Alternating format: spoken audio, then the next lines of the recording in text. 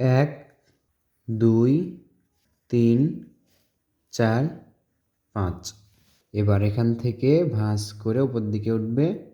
এই তো ভাঁজ করে দুইটার একই রকম, এখানেও একটা একই রকম করে।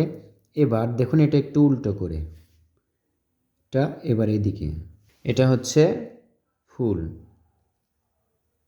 এখানে গোল করে দিলাম। আবার দেখুন এখান থেকে ঘুরে এইভাবে করে গোল করে দিব। এই যে এখান থেকে এইভাবে করে এর মাঝেই ঘুরে গোল করব। সবগুলোতে একই রকম করে সুন্দর 5টি ফুল আঁকলাম আমরা। এবার নিচে একটি টব আঁকবো, এভাবে ঘুরে এটা ডাবল করব। নিচের দিকে দুইটা দাগ হবে, একটা, এই তো দুইটা।